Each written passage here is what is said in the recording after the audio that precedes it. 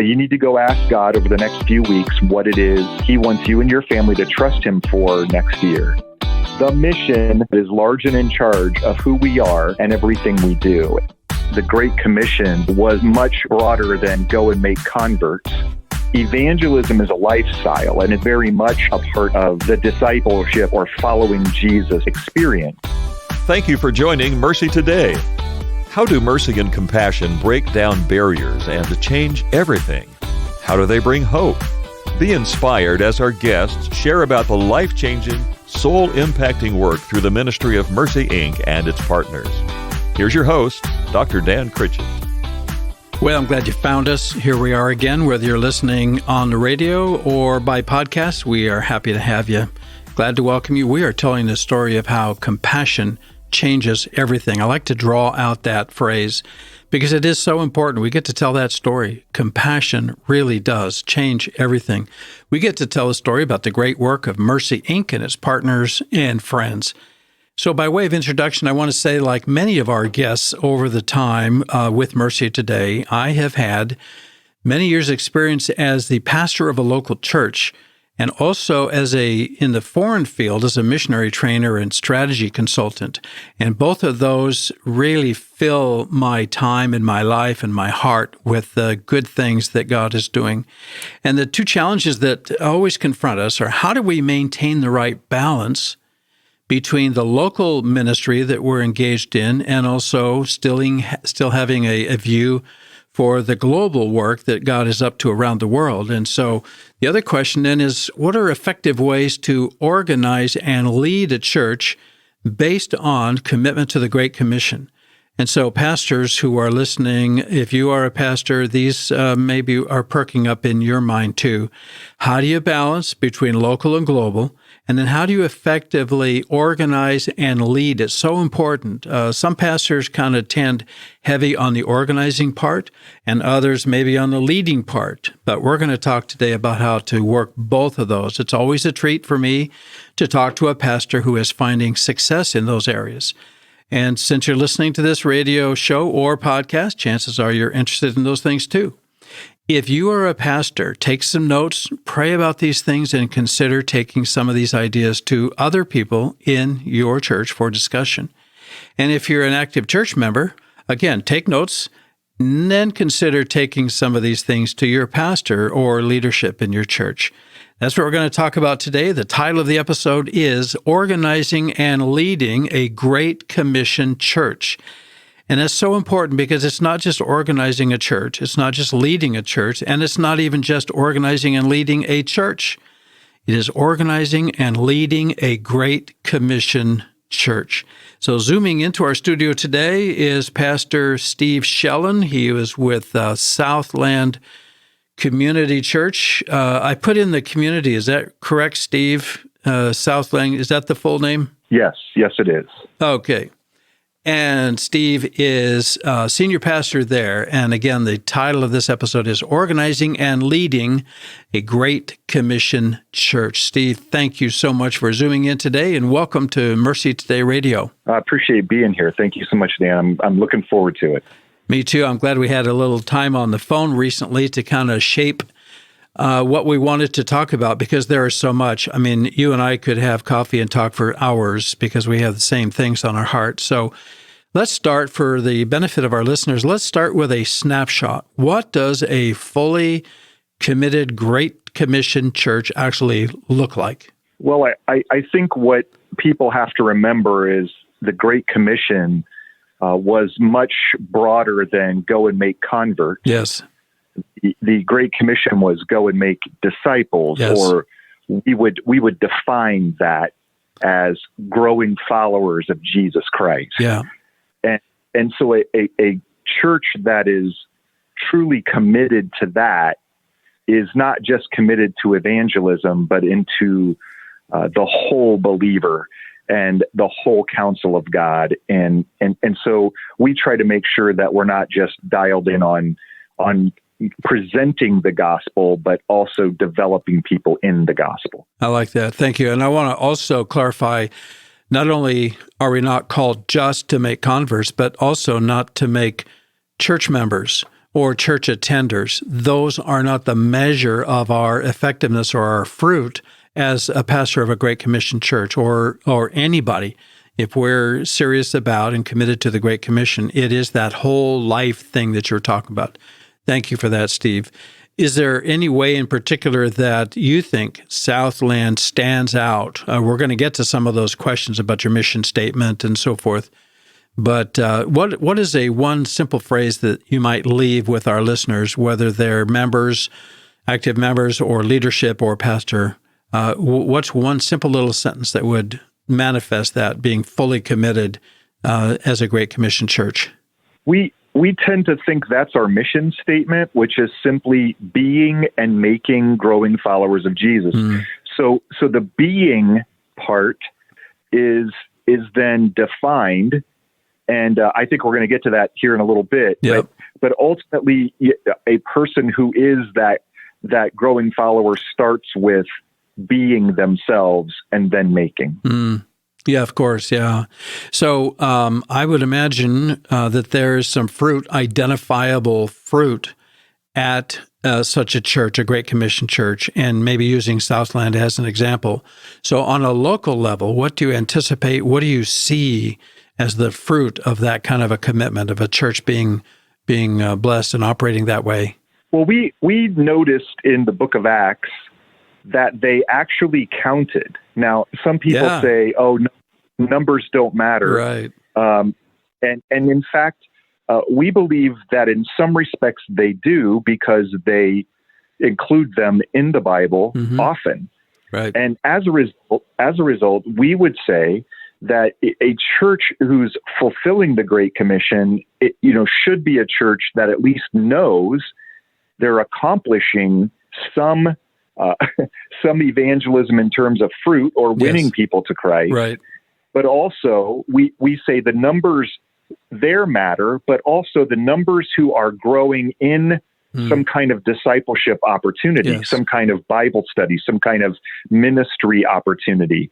So we track a lot of numbers, but not just church attendance, not just even conversions and baptisms, but those who move from those introductory points of faith into a growing, present tense, active, growing relationship with Christ. Yeah, and those are observable fruits. I mean, back to numbers. I mean, how many were baptized and came to Christ on Pentecost? I mean, the number is right there. Maybe it's a rounded off number, but it was 3,000, right?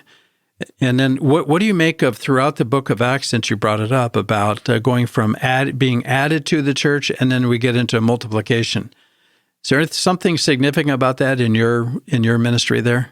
Yeah, we absolutely believe that evangelism isn't a program. Yeah, evangelism is a lifestyle, and it's very much a part of the discipleship or following Jesus experience.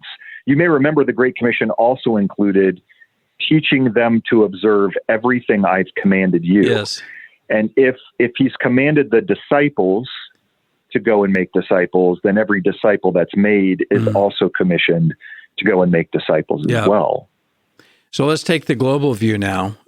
So you have observable fruit there because you're the pastor and you show up and you know these people and you love them and you're helping to guide their life and their community there at Southland.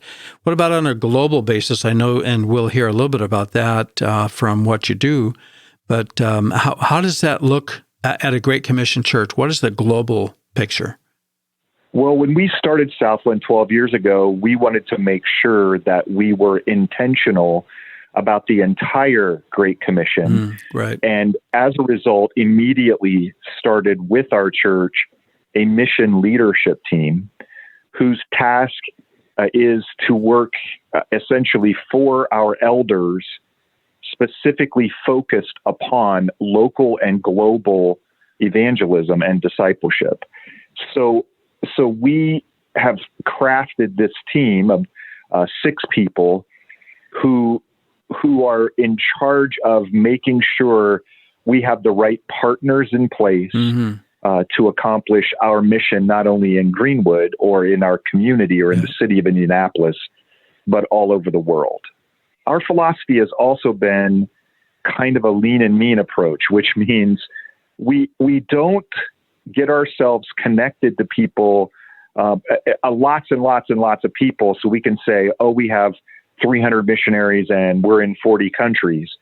Rather, we try to choose, we've chosen 3 local and 3 global partners, and then we're making a bigger investment in fewer things.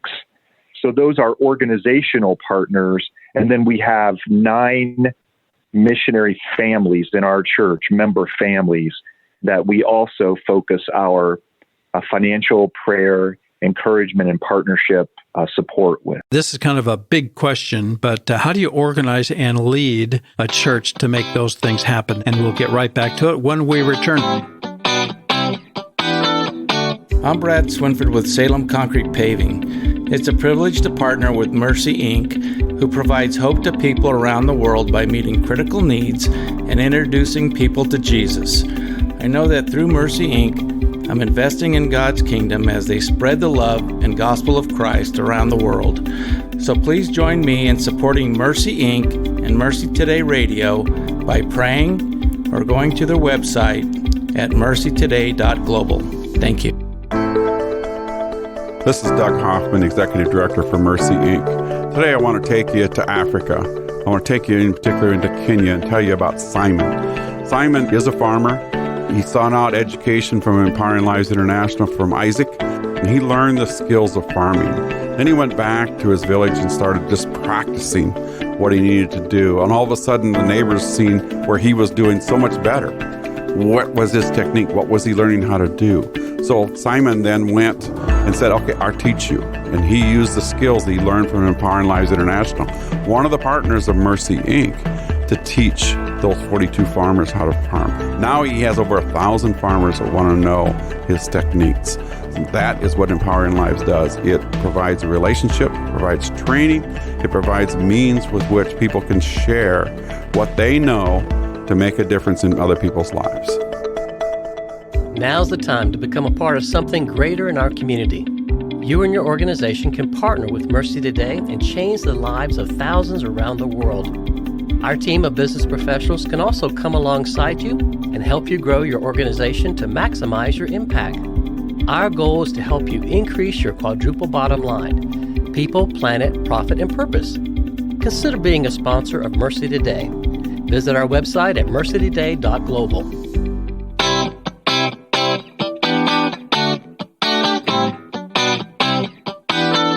We are talking to Steve Schellin, Senior Pastor at Southland Community Church, and the topic for today is organizing and leading a Great Commission church. And we were about to get into that, Pastor Steve, and so in a large overview picture, how do you organize and lead a church to make those commitments come about with the local and global commitment to Great Commission? You know, I'm sure there is more than one good way or one right way. Right. I can just tell you what works for us is our elders see this as such an important part of who we are, part of our DNA, that they assign this leadership team specifically to global and local missions. Mm-hmm. And we fund it by asking our people what they're going to trust God for, to give to it above their tithes and offerings to the operating budget. Yeah. So while some churches might just apportion part of their budget to it, we trust God to establish that number for us, or what the budget will be. And so we have a mission celebration in November, and we just look at our people and say, this is a point of prayer for you. It's part of your spiritual growth, but you need to go ask God over the next few weeks what it is He wants you and your family to trust Him for next year. And I'll be honest with you, as one testimony of the many in our church that then give faithfully to missions, it never fails that my faith wasn't enough. When I turn in my number for the following year, I always end up giving more, not because I'm more generous, but simply because God provides more to give. That's how we fund it, is then we develop our ministry strategy based on the resources God provides. Okay. Money being just one of those resources. Right. Of course, people and their willingness to serve being another. We don't want to partner with anybody that we're just sending money to. Right. We want to partner with ministries that we can serve with as well, both local and global. I like it. I don't think you used the phrase, but that is a faith promise or a faith pledge. Yeah. Right? It's not like you get an invoice for it, but I like the faith idea, because if your faith promise, for the year is 1,000 or 10,000 or 500, whatever it is, if you're actively looking for God to do some moving and some provision, then it becomes a faith exercise too. And then you get the dollars and you invest those in the ministry work of your church and beyond. And inevitably, we see giving that surpasses even the faith promise that was turned in, because we're adding people to our church all the time who are learning about faith promise for the first time in their lives and immediately jump in and participate.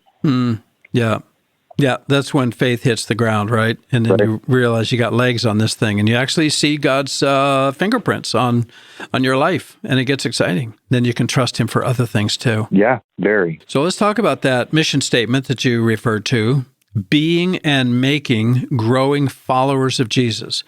Did I get those words exactly right? That is exactly right, yes. Okay, and I love it, because I'm sure that you spend a long time with your leaders and others fashioning and shaping every word in there. Everyone has a lot of impact. I can see it. But how does that mission statement drive everything you do at Southland? Yeah, we try to ask ourselves why before we do pretty much anything. And the why, the answer to the why question has to somehow tie into that mission, because it's very easy for any organization, a church included, to get their eye off the ball because somebody has a good idea. Right. And so we very much want, from children's ministry to youth ministry to even some of the ministries that probably other people don't have. We have a group of knitters that get together. Wow. And it was interesting when the Super Bowl was here in Indianapolis, we participated in that with our knitters. And they knit scarves for volunteers for the Super Bowl, and we were able to attach to all of those, a blessing and the name of our church. So some of the things that we do don't sound like Bible studies, right? But they're intended to be part of that mission statement.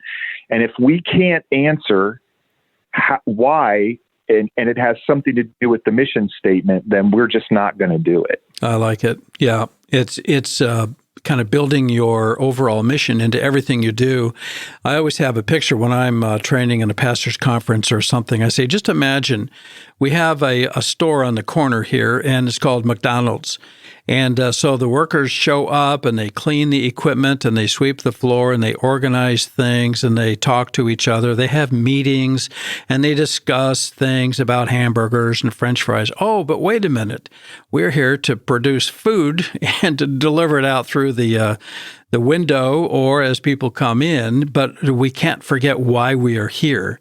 And I just have a feeling that a lot of churches kind of forget why they're here, or they're focusing on all the internals, all the other stuff. We got the meetings, we got the staff, we got the budget, we got the what color of the carpet and all that. We get really distracted. But I'm going to say it again, being and making growing followers of Jesus. I love it.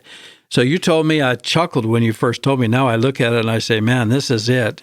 When you said that your mission statement, and it's posted in several areas, maybe you can tell us about that, but the mission statement is large and in charge. That's such a memorable phrase. I love it. So tell us about that. Yeah, right when you walk in the door, the main entrance of our church into where our people gather and then ultimately come into worship, that's the first thing inside the door is, our mission. This is what we're about.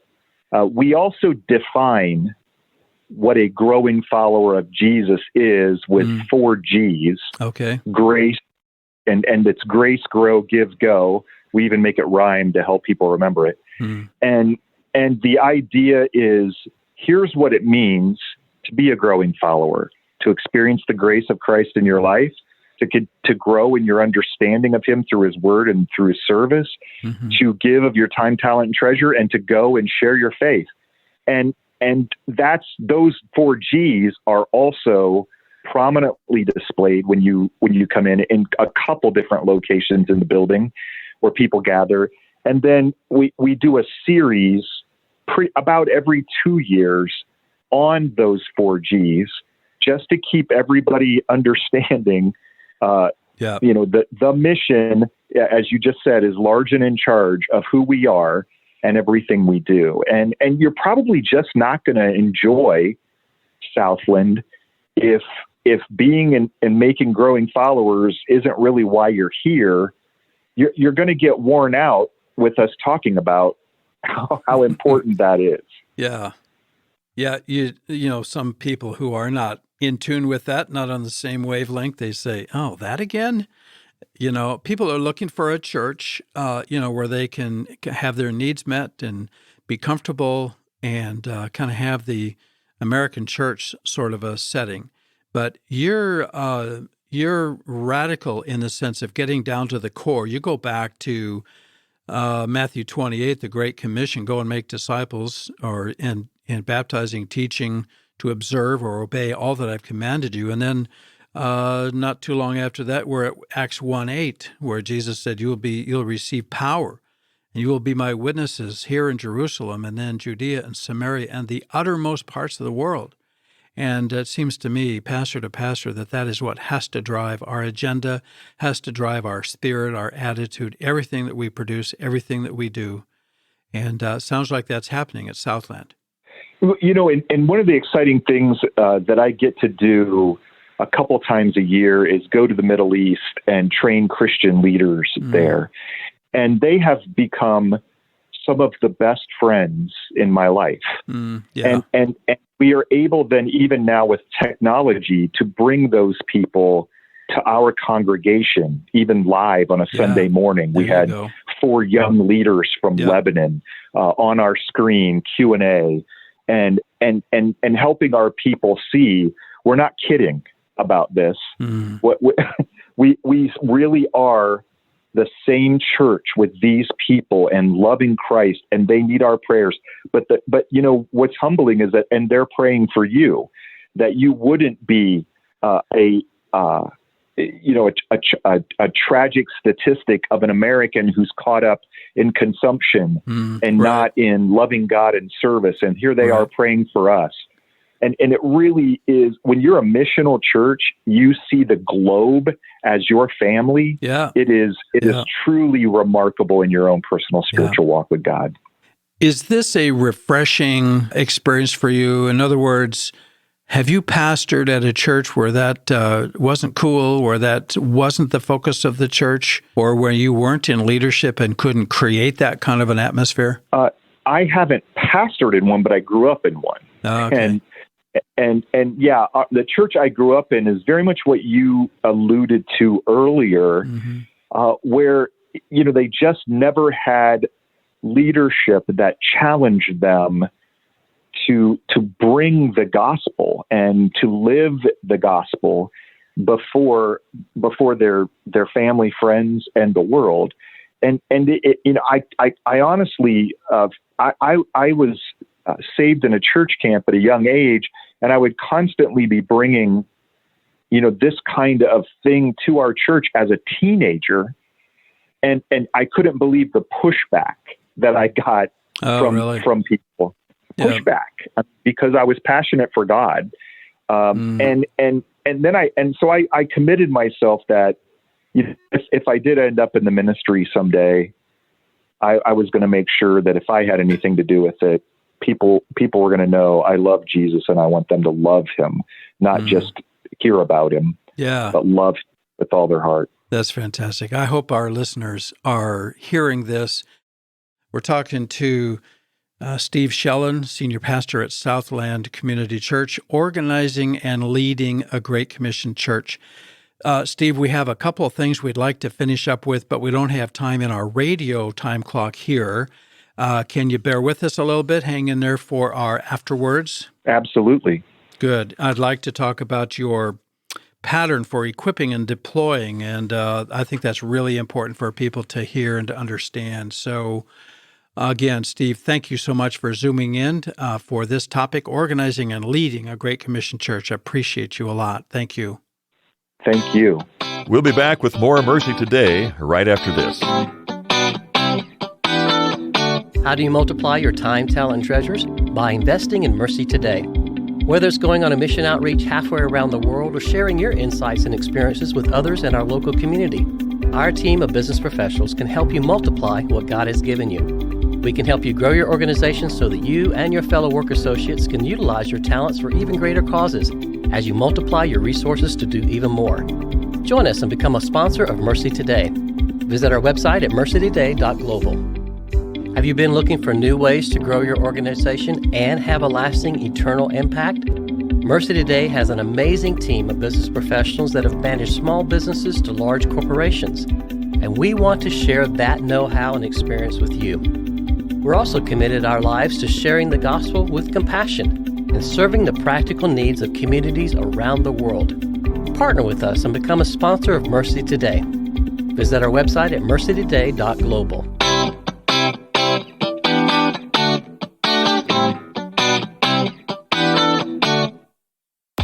I love talking to a pastor who is working on all cylinders here and leading a ministry that's very significant like this. And so, listener, if you want to know more about the topic or about the guest, just go to our website, MercyToday.global.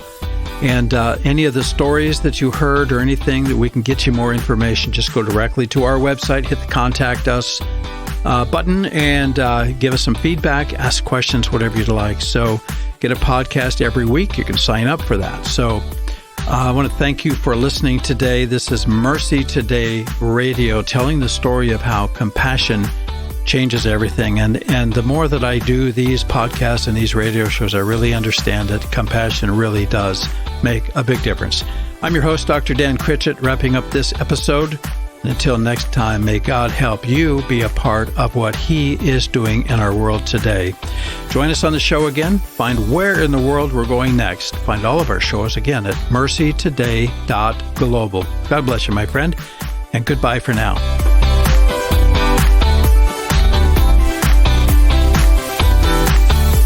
So this is the AfterWords program. We've been talking to Pastor Steve Schellin, Senior Pastor at Southland Community Church.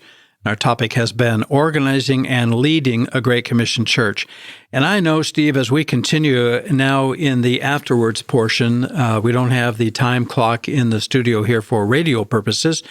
So it's all about, it seems to me, leadership, not just the pastor's leadership, but how he welcomes and includes and empowers people for using their gifts and burning on their cylinders and doing what God has called them to do. And so you've got a couple of things that I'd like to dig into a little bit. One is the pattern, which starts with I do, you watch, and then you've got some other parts of that. And then we want to talk a little bit about leadership development, and maybe you can share with our pastors and our active church members some good insights about organizing and leading a Great Commission church. So let's start with that. What is that pattern for equipping and deploying people in the ministry? I do, you watch. What does that mean? And then what's next? Yeah, when we're trying to develop people in leadership, we have what we call 4 quadrants of leadership development that a person will find themselves in. So let's say I'm recruiting you to consider a ministry, let's see, to be a youth leader. And so I have take you through 4 different aspects of development. First, I'm going to do this and you're going to watch. And then afterward, we're going to talk. Yep. And you're going to see if you think that's something you'd even enjoy doing. Do you have any passion for that? Right. Gifting for that? Right. A calling to that? Then the second is then if you want to move on, let's do it together. Mm-hmm. And then after that, we'll talk and we'll see what your questions are, how much you enjoy it, etc. The third is then, okay, you do it and I'll watch. And then we'll talk about it afterward. I hear it repeating here, Steve. Excuse me for interrupting. We'll talk. No. That's after each of those steps. That is so important. We have a tendency to throw people into the dark hole and say, you're a Sunday school teacher and there's no escaping. But this we talking let's finish the fourth one and then let's go back and talk about what it means when you say we'll talk at the conclusion of each of those phases. What's the last one? Sure. So the fourth one is, now you do this and I'm going to go do something else. Yeah. And yet we're going to talk and you're going to tell me how it's going for you in your area of ministry. Okay. Delegation is not abdication. Oh, I like delegation that. is That's catchy. Remaining the leader means to continue to encourage, to continue to pray with and for, to continue to help and develop in areas where people need help and need developed. But the minute you abdicate, or the minute you just disappear from that person, that leader's life, you're going to end up replacing them pretty soon. Right. You don't abandon them. That's the abdication part. So, and that's so important because they always know that they are supported, they're cared for, they're prayed for, they're loved, and you are releasing them into a ministry that through the first couple of steps, they have been confirmed maybe in that calling or that ministry. Yes, this is what I want to do, and I feel called to do this, and I want to learn better. So that process, just abbreviate again. I do, you watch, and then the second step is? We do it together. We do it together, and then we'll talk. And then the third step is? You do it and I'll watch. Okay, and then we talk. I like that pattern. And then, and then you do it and I'll go train leaders in other areas. Yeah. But we'll continue to talk. Yeah, I like that. That's beautiful. And do you have any individuals that come to your mind that have been through that process that give you feedback? You say, oh my gosh, that was so helpful for me and I'm thriving in this ministry and you walked me through it. Do you have any, I'm kind of throwing a curve at you here, but anybody that comes to mind that's been through that process and is giving you that feedback? So, it's interesting in the thing that I'm in right now, that mission leadership team that we talked about during the radio program. Right. The person who leads that, we just simply, use the term chairman or chairperson, it is oftentimes a reluctant leader. Yeah. And it's because they see, this thing that's supposed to be an important ministry of the church and are a little bit intimidated by it. So right now I'm actually in the I'll do it and you watch box. Okay. With all six of those people. Oh, okay, right. And from those six, I've identified one that I want to then target to be the leader next year. There you go. And so I will probably be approaching her to consider that prayerfully in probably the next 2 months, because we do this on it's just calendar year. And then it'll become a thing where actually while I'm on vacation next week, she will be chairing the meeting. And so there's a little bit of the now to you do it and I'll watch, even though she doesn't know that's what I'm doing. Right. And so that's just one example of how you have to invest time. People have to know that you're not just filling a slot, but that you're trying to equip them for meaningful ministry that's going to give them joy and fulfillment, not just, oh, good, I got somebody to take care of the third graders. Right. So that's on the plate. We already got Steve in that spot when he wiggled a finger and they called him out. Actually, we don't do that. And honestly, a church now just can't do that in certain ministries. Right. For instance, children's ministry and youth ministry, you've got to do background checks. Yep. There is so much liability in those areas now that you have to make sure you have people who want to be there and are willing to go through your training and your background checks before they ever get in there. So the wiggle of the little finger reluctantly is not going to get you in our children's ministry. Good. I can promise. Yeah. So, Steve, as we close here, thank you again so much for your time. I think you're a model, if I could say that, as a pastor to pastor, you're a model for what I would love to see happening in churches. And one of the critical areas is leadership development. We were just talking about that, but let's finish up with this. I'm thinking that there are pastors who are listening and say, well, that sounds good, but I didn't hear it all or don't quite understand what these steps are or how I can take my people through that. So, Steve, I'm going to ask you for the pastors, if they would contact us at MercyToday.global and put in your name or leadership development, we'll know exactly what they want, and then we can forward that to you. And I think you said that you're willing to answer those questions and contact those pastors and give them a little bit more help. Is that right? Absolutely. If there's anything I do well, it's because someone else taught it to me. I have not one original thought. And so I'm happy to just share anything I can, and if it's helpful, I'm grateful. I love it. And the fact is that you're test driving this, and you've been doing that for a while, so you know that is fruitful. Notice, and you know that it works. And I just want to close with switching it to, if there's a layperson who is listening and say, I think I'd like to get involved in ministry at my church, but I really don't know, how to go about that. So if you could help, Steve, help a layperson know how to approach the leadership or the pastor and say, could you walk me through these steps? I do, you watch, we do it together, and then you do and I watch, and then I go do something else while you continue. Can you help a layperson approach their pastor with that kind of a proposal? Would you do that for them? Well, I think I certainly can't speak for the willingness or even the capability of their pastor or ministry leaders in their church to develop them.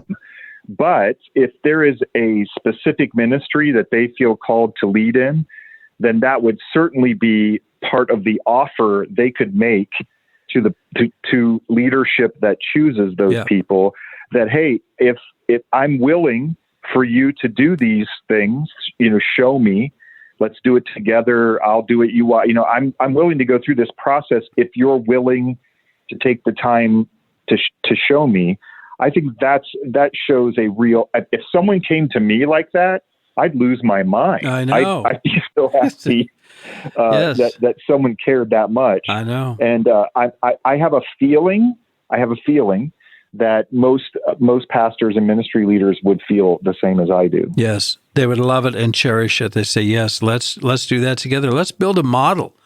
Because there are other ministries that need people. There are other gifts that need to be expressed. So I like that. So I guess what you're saying is whether a pastor or leadership or somebody else in the church, they can go to us, go to MercyToday.global, and they can put in a couple of keywords. We'll know exactly what they're talking about, and we'll send them over to you, Steve. You can help them from there. Thank you very much. Appreciate that.